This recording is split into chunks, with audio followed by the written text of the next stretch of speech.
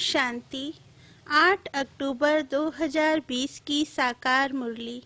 बाबा कहते, मीठे बच्चे, बाबा आए हैं तुम्हें बहुत रुचि से पढ़ाने।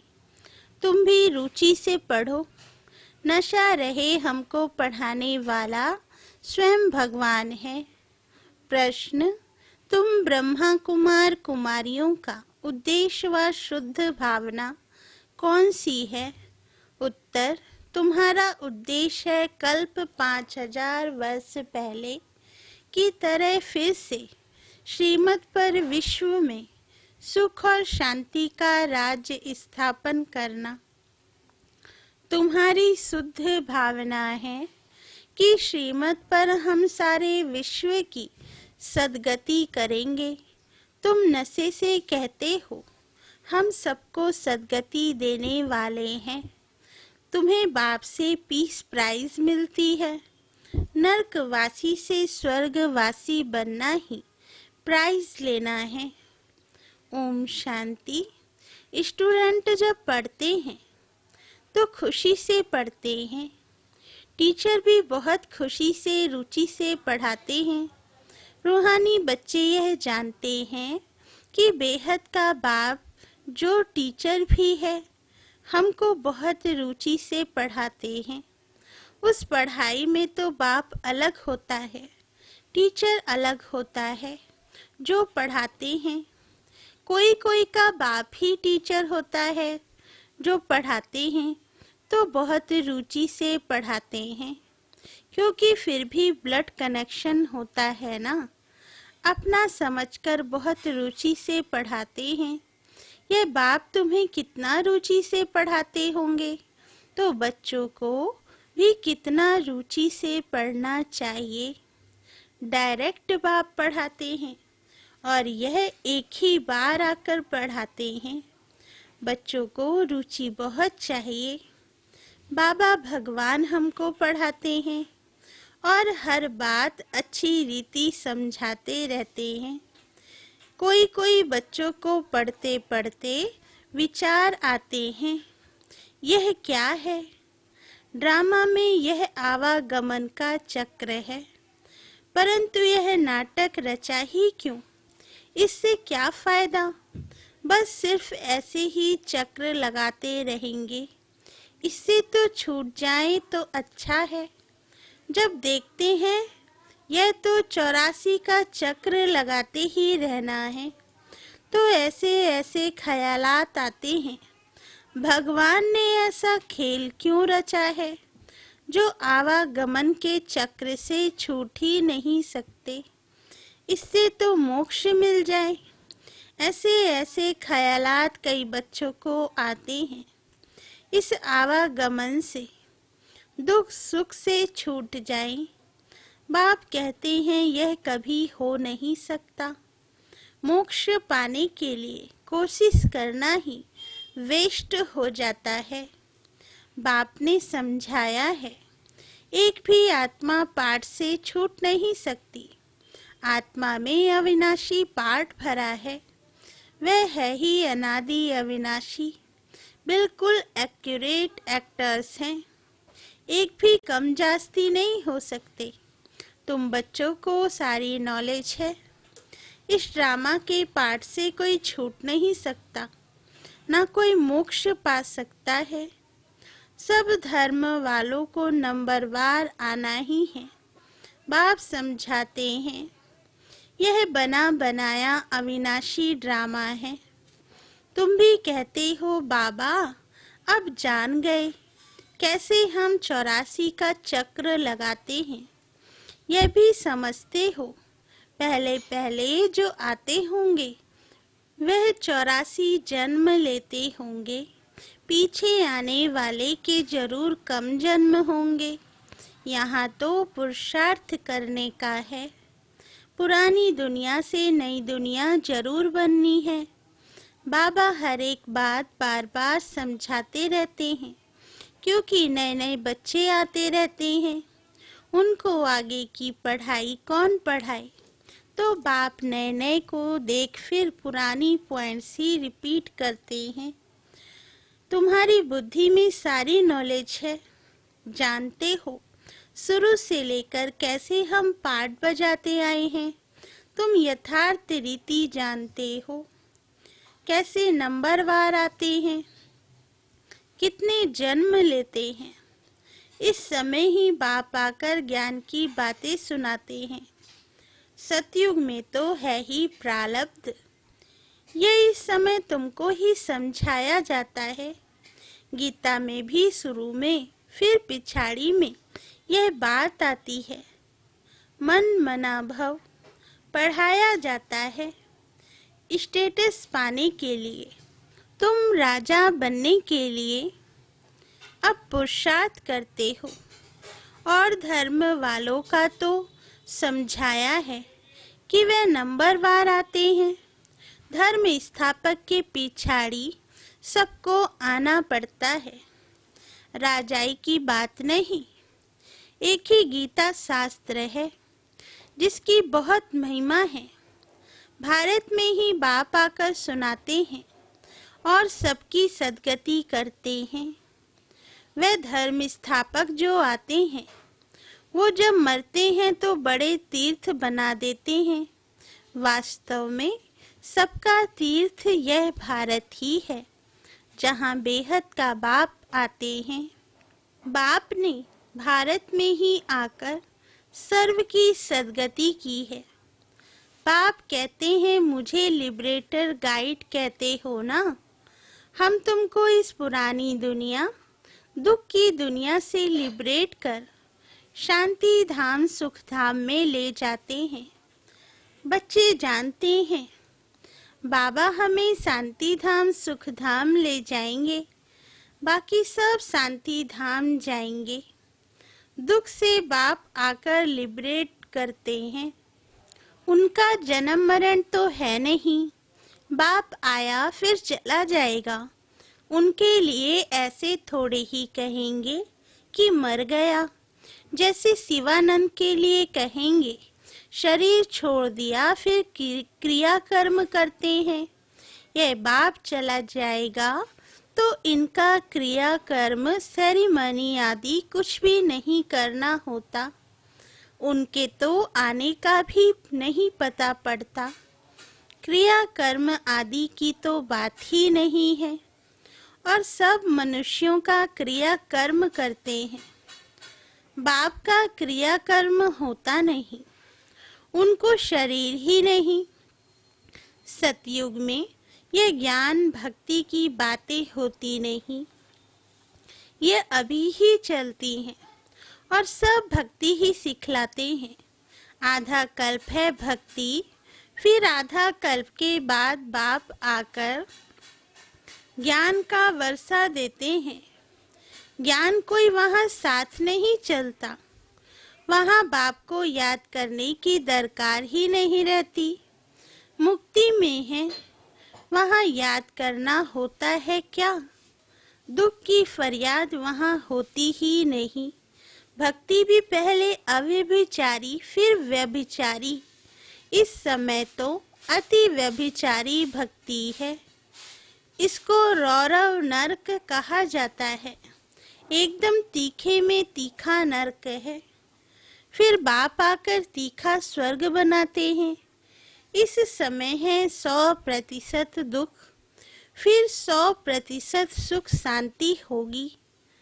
आत्मा जाकर अपने घर विश्राम पाएगी। समझाने में बड़ा सहज है। बाप कहते हैं मैं आता ही तब हूँ जब नई दुनिया की स्थापना कर पुरानी दुनिया का विनाश करना होता है। इतना कार्य सिर्फ एक तो नहीं करेंगे, खिदमतकार बहुत चाहिए। इस समय तुम बाप के खिदमतकार बच्चे बने हो, भारत की खास सच्ची सेवा करते हो। सच्चा बाप सच्ची सेवा सिखलाते हैं। अपना भी, भारत का भी और विश्व का भी कल्याण करते हो तो कितना रुचि से करना चाहिए। बाबा कितनी रुचि से सर्व की सद्गति करते हैं। अभी भी सर्व की सद्गति होनी है जरूर। यह है शुद्ध अहंकार, शुद्ध भावना। तुम सच्ची सच्ची सेवा करते हो, परंतु गुप्त आत्मा करती है शरीर द्वारा। तुमसे बहुत पूछती हैं, बीके का उद्देश्य क्या है?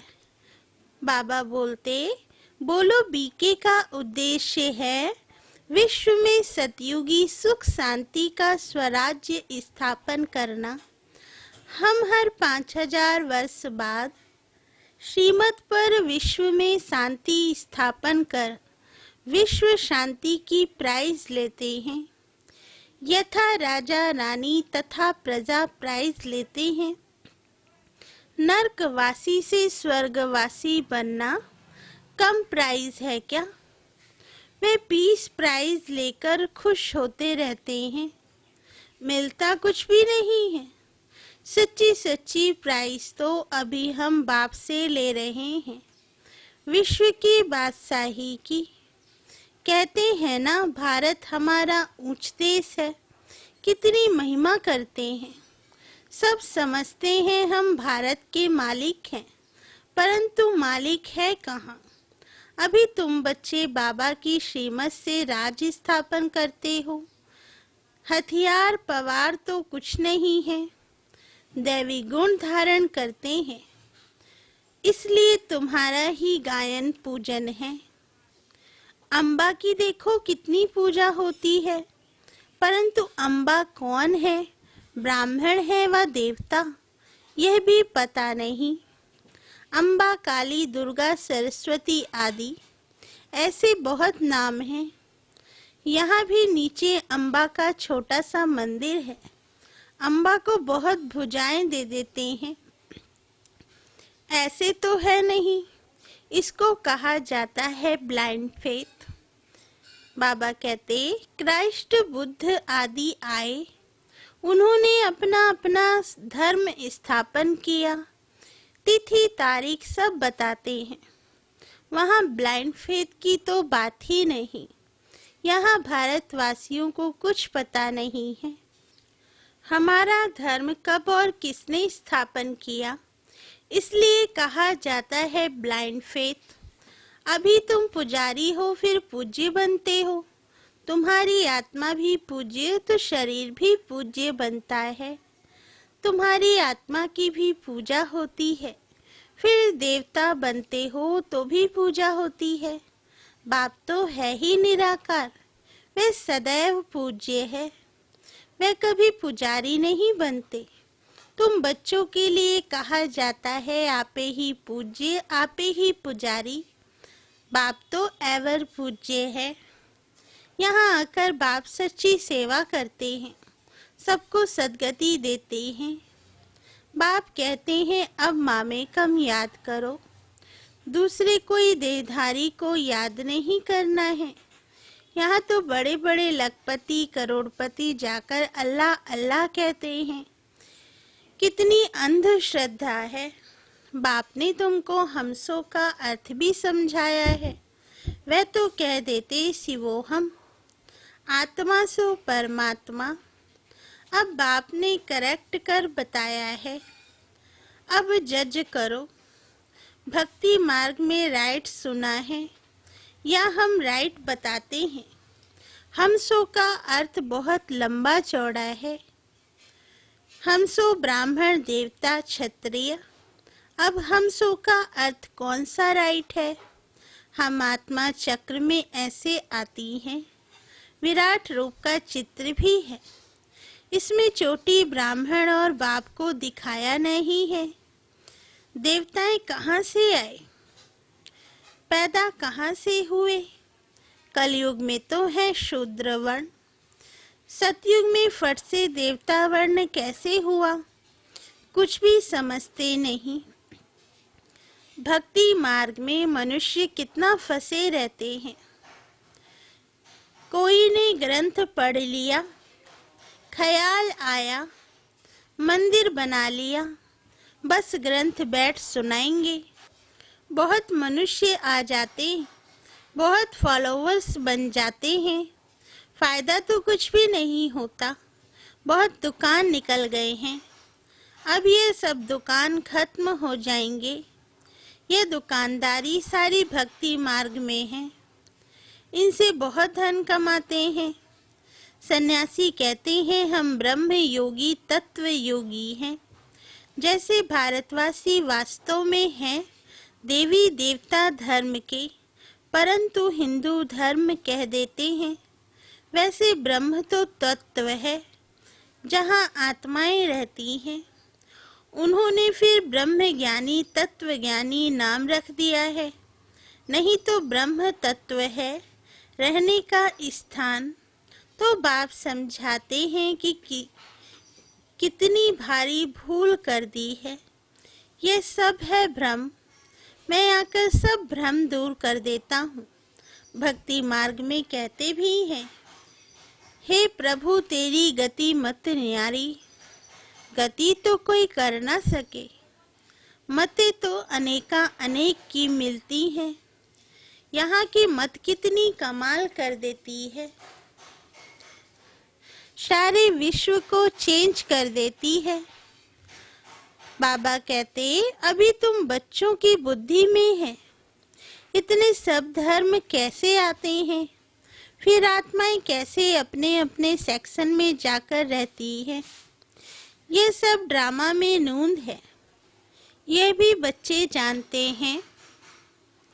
दिव्य दृष्टि दाता एक ही बाप ही है। बाबा को कहा, ये दिव्य दृष्टि की चाबी हमको दे दो तो हम कोई को साक्षात्कार करा दे।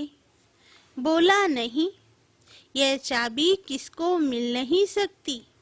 उनके एवज में तुमको फिर विश्व की बादशाही देता हूँ। मैं नहीं लेता हूँ, मेरा ही पाठ है साक्षात्कार कराने का। साक्षात्कार होने से कितना खुश हो जाते हैं। मिलता कुछ भी नहीं। ऐसे नहीं कि साक्षात्कार कोई निरोगी बन जाते हैं या धन मिल जाता है। नहीं, मीरा को साक्षात्कार हुआ, परंतु मुक्ति को थोड़े ही पाया। मनुष्य समझते हैं वह रहते ही वैकुंठ में थी, परंतु वैकुंठ कृष्णपुरी है कहाँ। यह सब है साक्षात्कार। बाप बैठ सब बातें समझाते हैं। इनको भी पहले पहले विष्णु का साक्षात्कार हुआ तो बहुत खुश हो गया। वह भी जब देखा कि मैं महाराजा बनता हूँ, विनाश भी देखा, फिर राजाई का भी देखा, तब निश्चय बैठा, ओहो मैं तो विश्व का मालिक बनता हूँ। बाबा की प्रवेशता हो गई है। बस बाबा यह सब आप ले लो। हमको तो विश्व की बादशाही चाहिए। तुम भी ये सौदा करने आए हो ना। जो ज्ञान उठाते हैं उनकी फिर भक्ति छूट जाती है। अच्छा, मीठे मीठे सिकिल दे बच्चों प्रति मात पिता बाप दादा का याद प्यार और गुड मॉर्निंग। रूहानी बाप की रूहानी बच्चों को नमस्ते। हम रूहानी बच्चों की रूहानी मात पिता बाप दादा को याद प्यार गुड मॉर्निंग और नमस्ते बाबा नमस्ते। धारणा के लिए मुख्य सार। पहला पॉइंट, दैवी गुण धारण कर श्रीमत पर भारत की सच्ची सेवा करनी है। अपना भारत का और सारे विश्व का कल्याण बहुत बहुत रुचि से करना है। सेकंड पॉइंट, ड्रामा की अनादि अविनाशी नूंद को यथार्थ समझ कोई भी टाइम वेस्ट करने वाला पुरुषार्थ नहीं करना है। व्यर्थ ख्यालात भी नहीं चलाने हैं। वरदान: एकाग्रता के अभ्यास द्वारा एक रस स्थिति बनाने वाले सर्व सिद्धि स्वरूप भव।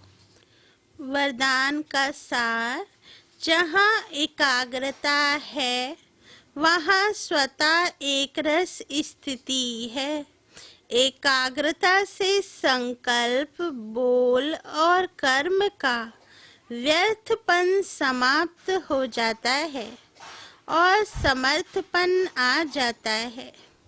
एकाग्रता अर्थात एक ही श्रेष्ठ संकल्प में स्थित रहना।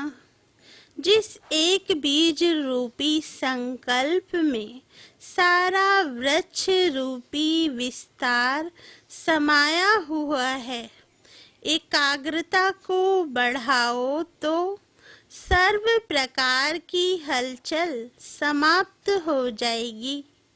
सब संकल्प, बोल और कर्म सहज सिद्ध हो जाएंगे। इसके लिए एकांतवासी बनो। स्लोगन: एक बार की हुई गलती को बार बार सोचना अर्थात दाग पर दाग लगाना। इसलिए बीती को बिंदी लगाओ।